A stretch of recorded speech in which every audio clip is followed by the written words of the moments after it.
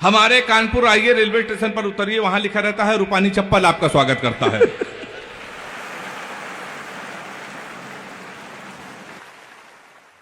हमारे लिए तो कुमार भैया एक दूत हैं जो आए हैं। सर अभी कह रहे थे कि अगर किसी नेता के लिए या किसी दल के लिए कुछ कोई कभी कह जाए तो बुरा बिल्कुल नहीं मानना है। मैं बिल्कुल भी नहीं कहूंगा, खासकर भाजपा वालों को तो कुछ नहीं कहूंगा। उसके दो कारण हैं। सर पहला कारण यह है कि मैं कानपुर में रहता हूं, दूसरा कारण यह है कि मैं कार से चलता हूं। कानपुर वाले की कार जिस दिन से पलटी थी, हमने उसी दिन कसम खा ली कि बीजेपी वालों को हम बिल्कुल नहीं लपेटेंगे, नहीं वो कब हमको लपेट दें इसका कोई भरोसा नहीं है। एक बार ताली बजा के शुरू कर दीजिए। प्रशासन के बड़े लोग बैठे हैं, गौरव भैया को नमन करता हूं। हमारे संतोष भैया कानपुर में थे, यहां पर आगे प्रशासन के बड़े अधिकारी हैं। प्रशासन और पुलिस के लिए भी कुछ नहीं कहूंगा। पुलिस थाना चौकी आपने सुना होगा, थाना नाम हमारे कानपुर की देन है। थाना अच्छा, हमारे यहाँ कानपुर के पुलिस वाले किसी को पकड़ के खंभा पकड़ाते हैं, दरोगा लट चलाता है, कहता है तू था, तो कहता है ना, कहता था ना, था ना, वहीं से थाना उत्पन्न हुआ है। संतोष जी बैठे हुए हैं तो मैं प्रणाम करता हूं। कानपुर आप कभी आइए, आप तो कानपुर के बगल में रहते हैं। हिंदुस्तान का सबसे विचित्र शहर अगर कोई है तो कानपुर है। मैं एक स्कूल में पढ़ाता हूं। हाथ से कभी अगर टीचर हो जाए तो बच्चे का भविष्य आप समझ सकते हैं। हमने अपने ही स्कूल के एक बच्चे से पूछा, हमने कहा बेटा ये बताओ 1 किलो रुई और 1 किलो लोहा दोनों में भारी क्या होगा? उसने कहा मास्टर साहब लोहा भारी होगा। मैंने कहा बेवकूफ, मैं जो तुमसे कह रहा हूं कि 1 किलो रुई 1 किलो लोहा, जब दोनों 1 किलो है तो लोहा कैसे भारी होगा? इसका जवाब सुनिएगा। उसने कहा मास्टर साहब आप हमको 1 किलो रुई फेंक के मारिए, हम आपको 1 किलो लोहा फेंक के मारते हैं। हाँ ऐसी ताली बजाइए, आप जान जाएंगे क्या भारी होगा। विजय भाई भी बैठे हैं। हमने दूसरा क्वेश्चन पूछा, हमने कहा हिंदुस्तान में सबसे तेज उड़ने वाले पंछी का क्या नाम है? उसने जवाब दिया हाथी। हमने खड़े हो जाओ तुम्हारे बाप क्या करते हैं? उसने कहा योगी जी की बुलडोजर चलाते हैं। हमने कहा बैठ जाओ, हाथी सही जवाब। बहुत अच्छा। तो मास्टर भी बड़ा होशियार होता है भाई साहब। मैं उसी कानपुर से आया हूं। इतना अद्भुत शहर हमारा है। कभी आप बनारस जाइए, आप तो जाते ही होंगे, बनारस जाइए, रेलवे स्टेशन पर उतरिए, वहां लिखा रहता है बनारस का पान आपका स्वागत करता है। कभी आप जाइए, आप कभी आगरा जाइए, वहां उतरिए, वहां लिखा रहता है आगरा का पीठा आपका स्वागत करता है। हमारे कानपुर आइए, रेलवे स्टेशन पर उतरिए, वहां लिखा रहता है रूपानी चप्पल आपका स्वागत करता है। मैं उसी कानपुर से आया हूं साहब। अभी दादा कुमार सर के आशीर्वाद से मैं लाफ्टर चैलेंज में पहुंचा। मैं जब वहां शूटिंग कर रहा था तो वहां से आया तो सर मेरी घड़ी खराब। मैंने गौरव भैया जीवन का सबसे बड़ा पाप ये किया, कानपुर वाले से टाइम पूछ लिया, हमारी घड़ी खराब। हमने कहा टाइम क्या हो रहा है? तो हमसे कहने लगा ऐसा गुरु तुरंत यहां से निकल लो, टाइम बहुत खराब है। तो हमारे मुंह बिल्कुल मन लगना, नहीं तो तुम्हारा टाइम भी खराब हो जाएगा। तो हमने कहा टाइम न बता दे, ये बता दे तेरा मूड क्यों खराब है? तो उसने कहा भाई साहब एक लड़की को हमने इतना कहा कि बड़ी कमजोर है, कुछ खाया कर, वो हमारा 50,000 रुपए खा गई। तुम साले हमारे मुंह लगे हुए हो। हमारे मुंह बिल्कुल में लगना, बहुत भरे बैठे हैं। तुमने कहा ऐसा क्या है? क्या लगा है कुछ नहीं, एक लड़की के चक्कर में 5 साल से लगे थे। हम समझते थे हमसे प्यार करते हैं, मुझसे प्यार करते हैं, तो इसमें हुआ क्या? कहीं हुआ कुछ नहीं भाई साहब, हमारे नगर निगम का चुनाव चल रहा है, उसको मिल गई है पार्षद की टिकट। पूरे शहर में होल्डिंग लगी है युवा दिलों की धड़कन पुष्पा पाल। तुम साले हमसे टाइम पूछ रहे हो? लोग तो नारा लगा रहे हैं मोहर मारो तान के पुष्पा को पहचान के। कल एक लड़का कान में नारा लगा रहा था, इस बार हाथ उठा के ताली बजाना, लैया बड़ी करारी है, पुष्पा पाल हमारी है। तो सब हमारा उत्तर प्रदेश सबसे अद्भुत है। सर तो हमारे दिल्ली से आए हुए हैं। आप कभी दिल्ली जाइए, बंबई जाइए, बंबई के लोग अगर पैसा आ जाए तो अपने बच्चों का कैरियर बनाने के लिए सर करोड़ों खर्चा करते हैं। हरियाणा के लोग अपने बच्चे को स्टार बनाते हैं, स्पोर्ट्स में भेजते, करोड़ों खर्चा। उत्तर प्रदेश एक ऐसा प्रदेश है जहां कैरियर बनाने के लिए कोई खर्चा नहीं। 250 का कुर्ता लीजिए,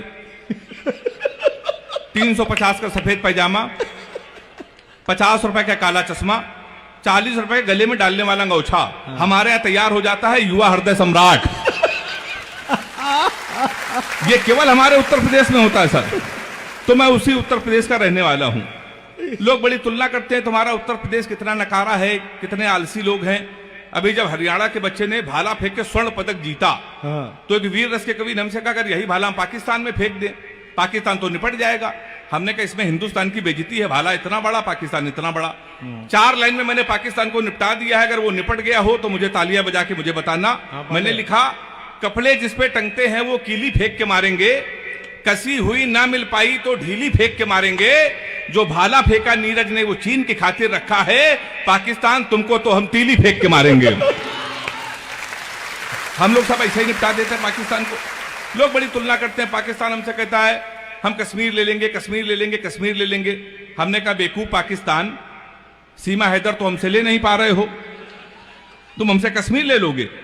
तो लोग बड़ी सब तुलना करते हैं कि हरियाणा के लोग स्वर्ण पदक जीतेंगे, उत्तर प्रदेश के लोग कितने नकारा हैं। हमने कहा इसमें बहुत बड़ा अंतर है। हरियाणा का बच्चा सर सुबह 4 बजे जगता है, सबसे पहले जाता है जिम, 4-5 घंटे जिम करता है, वहां से आता है 4-5 किलो फल खाता है, वो सो जाता है। शाम को 5 बजे फिर वो सो के उठता है, फिर वो जिम जाता है, फिर 4-5 किलो फल खा के 2-4 घंटे टहल के सो जाता है। हमारे उत्तर प्रदेश के लड़के कानपुर मल्लावा के 9:30 बजे सुबह सो के उठते हैं, वो भी तब जब उनका बाप उनको लतियाता है। सबसे पहले वो जाता घर के नजदीक पुलिस चौकी, दरोगा के साथ एक सेल्फी लेता है, फेसबुक पे पोस्ट करता है नए चौकी इंचार्ज रामकिशोर कनौजिया भाई साहब का सानिध्य प्राप्त हुआ। ताली हाथ उठा के बजाय एक बार जोरदार। क्या बारीक बात पकड़ी है भाई। ये हमारे उत्तर प्रदेश में होता साहब। शाम को वो सो जाता है, शाम को जब वो सो के उठता है संतोष सर, तो 7-8 लड़कों से जो बियर की बोतल खोलता है, उसी दरोगा को प्रेशर में लेने के लिए स्पीकर खोल के फोन करता है, दरोगा जी नमस्कार, पहचाना? अब दरोगा जी समझते गुरु, उस समय इसके मुंह न लगो, इस समय तो उसके लगी हुई है। दरोगा उसका फोन काट देता है, फिर वही दरोगा 12 बजे मारते मारते उसको थाने लेके आता है। अब की सेल्फी डालता है वो दरोगा, गुड्डू भैया 100 ग्राम चरस के साथ धरे गए। फिर गुड्डू भैया की होती रात भर कुटाई। 3 दिन बाद लोकल विधायक उसकी पैरवी करता है, फिर वो छूट के आता है, फिर वो विधायक बनता है। हम कवियों को बुला के सुनता है, ताली बजा सकते हैं। गौरव भैया यहाँ के लिए नहीं है, हमें सुरक्षित कानपुर भी जाना है। तो हमारा उत्तर प्रदेश बहुत अद्भुत है। 2-4-5 मिनट केवल मैं आपके और रहूंगा। रश्मि जी, गजेंद्र प्रियांशु जी श्रृंगार के बहुत बड़े कवि हैं। ये लोग आएंगे, आपको प्यार मोहब्बत की बातें बताएंगे, भटकाने की कोशिश करेंगे। मैंने प्यार मोहब्बत के विषय में सर कोई कविता नहीं लिखी, ऐसा नहीं कि कोई प्रेमिका नहीं है। योगी जी की सरकार, जब योगी जी की सरकार उत्तर प्रदेश में नहीं थी तो 15 प्रेमिकाएं थी। जिस दिन योगी जी उत्तर प्रदेश के मुख्यमंत्री बने, हमने सबसे राखी बंधवा लिया, क्योंकि सर्वाधिक कुटाई किसी की यूपी में हुई तो प्यार करने वालों की। तो मैं प्यार मोहब्बत से बहुत दूर रहता हूं सर, दूर से ले रहता हूं। लड़कियों की बीमारी है, किसी लड़की से कोई क्वेश्चन पूछ लो तो इतना उठपटांग जवाब देती हैं। हमने एक लड़की से पूछा, हमने कहा तुम्हारा फेवरेट कलर क्या है? कहने लगी स्टूपिड कहीं के, कोई मेच्योर क्वेश्चन नहीं पूछ सकते। तो हमने पूछा, हमने कहा 0.8 मिलीलीटर सल्फ्यूरिक एसिड को न्यूट्राइज करने के लिए कितने मोल बाइकार्बोनेट की जरूरत पड़ेगी? तब उसने बता रहा हमारा फेवरेट कलर पिंक है। तो मैं बहुत दूर रहता हूं साहब प्यार मोहब्बत से। मैं तो इतना दूर रहता हूं, लड़कियों की एक बीमारी और है, किसी लड़की को आप गौर से देख लो तो कहेंगी देखो कैसे कुत्ते की तरह देख रहा है, ना देखो तो कहेंगी कुत्ता देख भी नहीं रहा है। तो साहब मैं बहुत दूर रहता हूं। हमारे गजेंद्र भाई हैं, कह रहे थे हेमंत नाम में कुछ नहीं रखा, नाम में कुछ नहीं रखा। सही कह रहे थे सर, नाम में कुछ नहीं रखा है। मुस्कान नाम था उसका, वो हमारा नुकसान करके चली गई। फिर हम रोशनी नाम की लड़की में शिफ्ट हुए तो 2.5 साल उसने भी हमको अंधेरे में रखा। लोग सही कहते हैं नाम में कुछ नहीं रखा। इन बेचारे लड़कों को देखिए, ये लड़कियों का नाम मोबाइल में सेव करते हैं, my honey baby, my darling, my sweetheart, my जानू। इन बेचारे लड़कों को देखिए, ये लड़कियों के नाम मोबाइल में सेव करते हैं। पप्पू हलवाई, राशिद प्लम्बर, मुन्ना हवलदार। ताली बजाइए जोरदार। तो हमारे साथ तो साहब ये होता है। अभी सर हमको दुबई ले गए थे देश के सबसे बड़े मुशायरे में। तो जब मैं दुबई गया तो हमारी वाली ने सर फोन किया, कहने लगी हमने सुना है तुम दुबई में हो। तो हमने कहा सही सुना है। कहने लगी हमारे लिए एक सोने की चैन ले आना। हमने कहा क्यों? लेकिन दुबई में एक तो सोना सस्ता है और जीवन भर में तुमको याद करती रहूंगी। तुमने कहा पगली हम चैन नहीं लाएंगे फिर भी याद करती रहोगी। उसने पूछा कैसे? हमने कहा जीवन भर सोचो कि हरामखोर से पहली बार कुछ लाने को कहा था, ये वहां से भी खाली है चला आया है। तो सर इसी चक्कर में कोई नहीं टिकता। और मैंने तो एक सबक लिया है, आप भी ले लीजिए। अपनी प्रेमिका को कभी भी रुलाना नहीं चाहिए, क्योंकि 7-8 हरामखोर उसका आंसू पोंछने के लिए हमेशा तैयार रहते हैं। हमारी हालत क्या हो गई है? अंतिम 4 पंक्तियां पढ़कर मुझे पूरे तालियों के साथ विदा कीजिएगा। एक एक प्रेमिका को बांट कर ले गए, जो नहीं माना उसे डांट कर ले गए, जिस पेड़ पे बांधा था मोहब्बत का धागा, नगर निगम वाले उसे भी काट कर ले गए।